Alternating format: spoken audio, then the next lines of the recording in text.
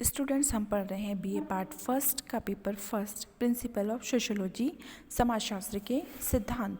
और आज के वीडियो में हम पढ़ेंगे समाजशास्त्र की प्रकृति के बारे में कि समाजशास्त्र की प्रकृति कैसी है। Nature of sociology. आज भी समाजशास्त्रियों में इसके बारे में बहुत मत भिन्नता हम देख सकते हैं कि समाजशास्त्र विज्ञान है या फिर नहीं, या ये कभी विज्ञान बन भी सकता है। ऑगस्ट कॉम्टे ने समाजशास्त्र को हमेशा एक विज्ञान माना है। ऑगस्ट कॉम्टे जो कि समाजशास्त्र के जनक या पिता कहे जाते हैं, प्रवर्तक कहे जाते हैं, और इन्होंने समाजशास्त्र को विज्ञानों की रानी तक कहा है। कुछ समाजशास्त्री समाजशास्त्र को विज्ञान के रूप में प्रतिष्ठित करना चाहते भी थे। ऐसा प्रयास करने वाले विद्वानों में दुर्खिम, मैक्स वेबर, पैरेटो आदि के नाम विशेष रूप से उल्लेखनीय हैं, समाजशास्त्र में लिए जाते हैं, जिन्होंने समाजशास्त्र विषय को विज्ञान बनाने के लिए बहुत प्रयास किया था। दुर्खिम, मैक्स वेबर और पैरेटो ने।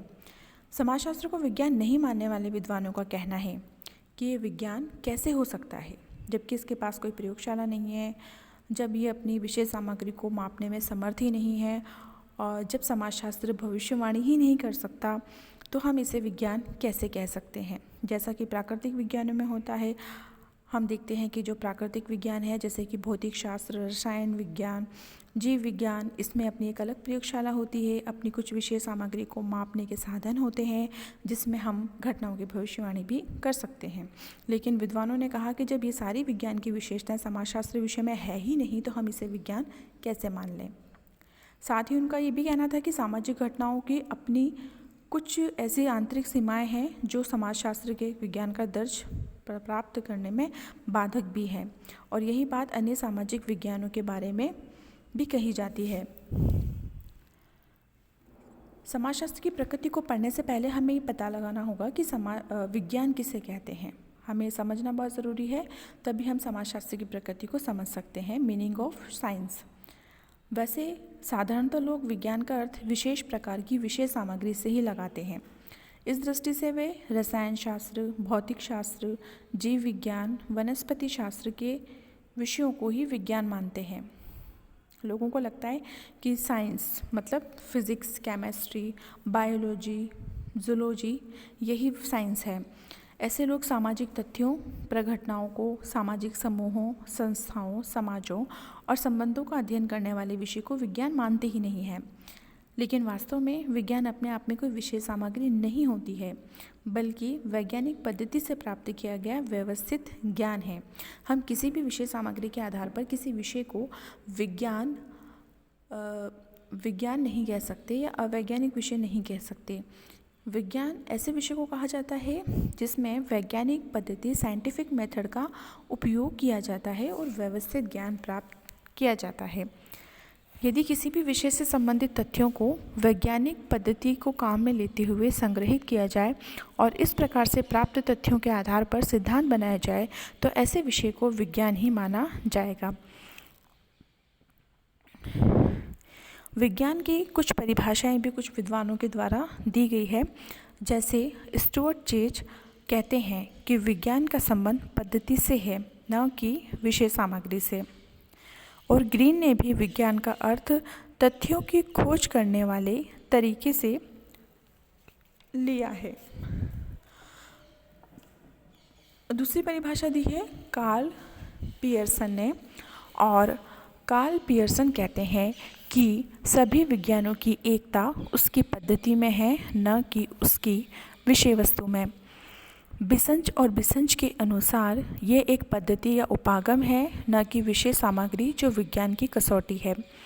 लुंडबर्ग कहते हैं कि विज्ञान को विषय सामग्री के रूप में परिभाषित करने का प्रयत्न एक भ्रम ही उत्पन्न करता है। लैंडिस की मान्यता है कि विज्ञान विज्ञान ही है, चाहे वो भौतिक शास्त्र में हो या फिर समाजशास्त्र में।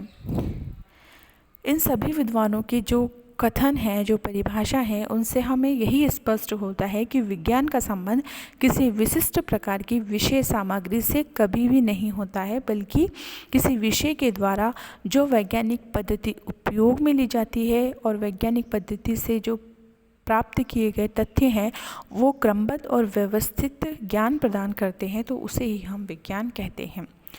जिस किसी विषय की अध्ययन वस्तु वैज्ञानिक पद्धति को काम में लेते हुए प्राप्त की जाती है वह विषय विज्ञान कहलाने का अधिकारी होता है। तो इस प्रकार से विज्ञान का अर्थ और परिभाषाएं दी गई हैं। इसके बाद हम पढ़ेंगे कि विज्ञान की प्रमुख विशेषताएं या इसके प्रमुख तत्व कौन कौन से हैं। Characteristics of science. विज्ञान के लिए कुछ विद्वानों ने कुछ महत्वपूर्ण तत्वों का होना बहुत ज़रूरी बताया है, जैसे कि अवलोकन, ऑब्जर्वेशन। विज्ञान में अवलोकन के महत्व के बारे में प्रकाश डाला है गुडे और हार्ट ने, और उन्होंने कहा है कि विज्ञान अवलोकन से शुरू होता है और उसकी पुष्टि के लिए अंत में वह अवलोकन पर ही लौट जाता है। इसलिए समाजशास्त्री को अपने आप को सावधानीपूर्वक अवलोकन करने में प्रशिक्षित करना चाहिए। दूसरी विशेषता बताई गई है सत्यापन या वर्गीकरण। विज्ञान की एक प्रमुख विशेषता ये है कि इसमें अवलोकन विधि के द्वारा प्राप्त तथ्यों की सत्यता की परीक्षा की जा सकती है। इसी को सत्यापन के नाम से पुकारा जाता है, और दूसरे शब्दों में हम कह सकते हैं कि सत्यापन का अर्थ है किसी भी प्राप्त निष्कर्ष की प्रामाणिकता का पता लगाना। प्राप्त तथ्यों को समान विशेषताओं के आधार पर विभिन्न वर्गों में व्यवस्थित करना ही वर्गीकरण कहलाता है। इसमें तथ्यों को अलग अलग वर्गों में इस प्रकार रखा जाता है कि एक वर्ग के समान तथ्य आ जाएं और इसी आधार पर बनने वाले विभिन्न वर्गों के बीच एक पारस्परिक संबंध बना रहे। तीसरी विशेषता है सामान्यीकरण। विज्ञान का एक प्रमुख तत्व या विशेषता सामान्यीकरण है। सामान्यीकरण का अर्थ है प्राप्त तथ्यों के आधार पर किसी सामान्य नियम या सामान्य प्रवृत्ति को ज्ञात करना। मतलब हमने वैज्ञानिक पद्धति के माध्यम से किसी घटना के बारे में जो भी सूचनाएं प्राप्त की हैं उन्हें हम तथ्य कहते हैं। जो भी सूचनाएं प्राप्त की हैं उसके आधार पर हम जो एक सामान्य नियम बनाते हैं तो उसे ही सामान्यीकरण करना कहा जाता है। इसमें कुछ इकाइयों के अध्ययन के आधार पर निष्कर्षों को संपूर्ण वर्गीय या पूरे समग्र पर लागू किया जाता है। अगला है भविष्यवाणी करना। विज्ञान का एक प्रमुख तत्व उसमें भविष्यवाणी करने की क्षमता का होना है। यदि किसी भी विषय में प्राप्त निष्कर्षों के आधार पर भविष्य की घटनाओं के संबंध में पहले से अनुमान लगा लिए जाए तो उस विषय को हम विज्ञान कह सकते हैं। नेक्स्ट विशेषता बताई गई है वैज्ञानिक प्रवृत्ति, साइंटिफिक एटीट्यूड। उस विषय को विज्ञान कहा जाता है जिसमें संबंधित तथ्यों का संकलन अध्ययनकर्ता वैज्ञानिक प्रवृत्ति को बनाए रखते हुए करे।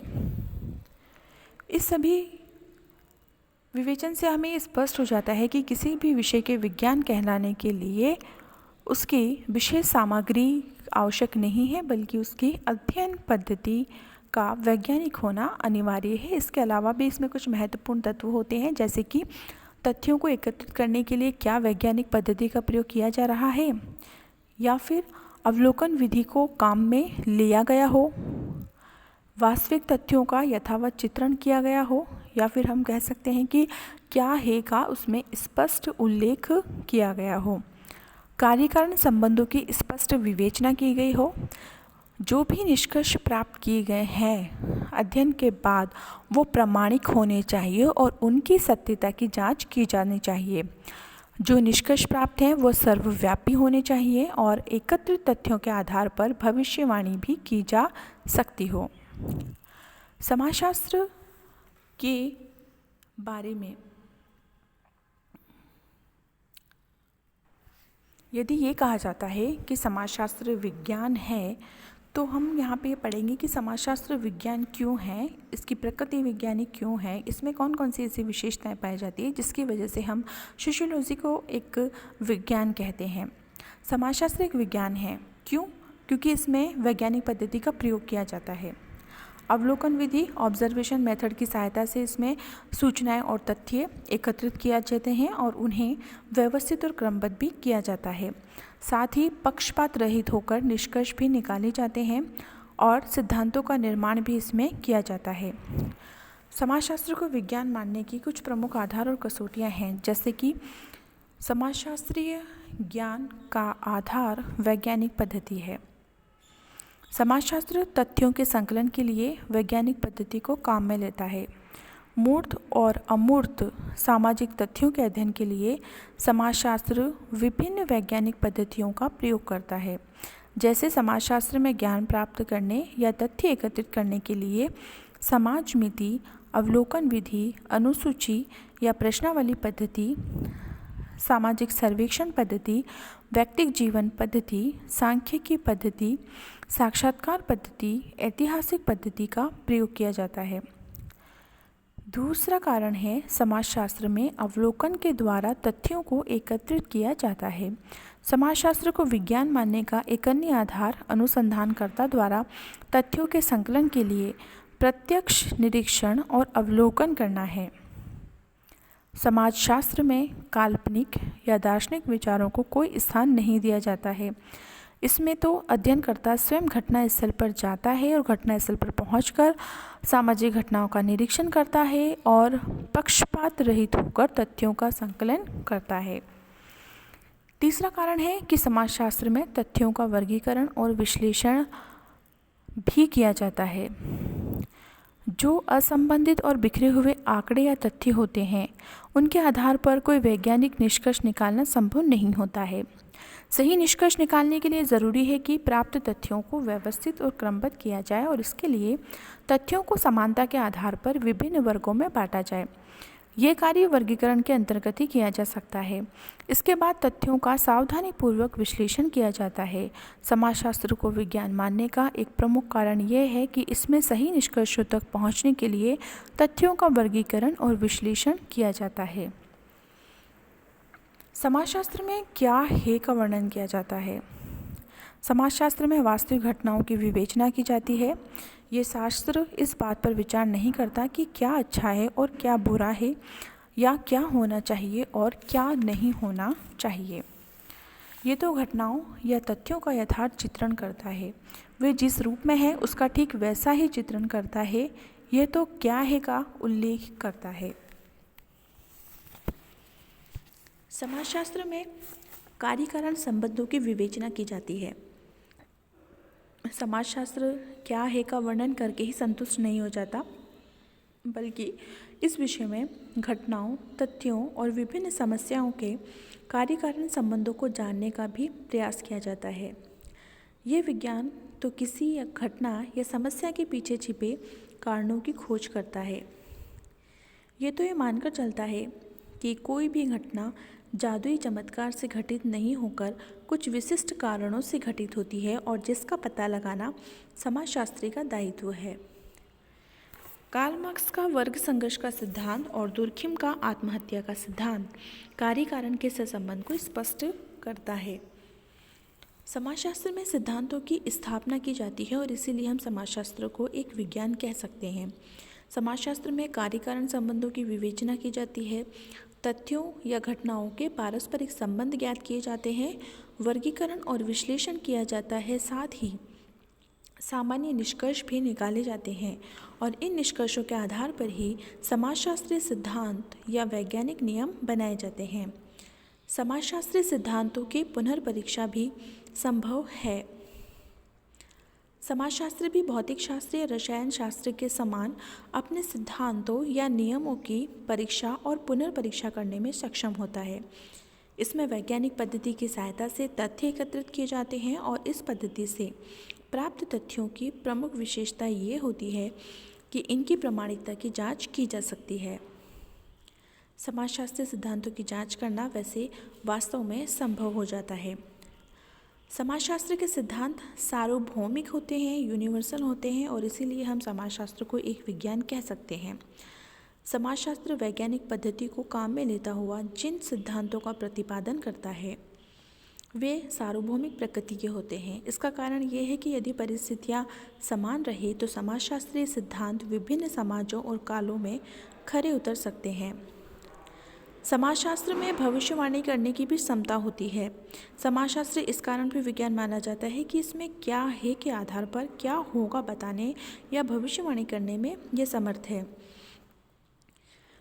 दूसरे शब्दों में इस शास्त्र में अपने वर्तमान ज्ञान भंडार के आधार पर भविष्य की ओर संकेत करने की क्षमता होती है और समाज में वर्तमान में होने वाले परिवर्तन को ध्यान में रखकर समाजशास्त्री ये बता सकता है कि भविष्य में सामाजिक व्यवस्था का रूप क्या होगा, जाति व्यवस्था किस रूप में रहेगी और परिवारों के कौन से प्रकार इसमें विकसित हो सकते हैं।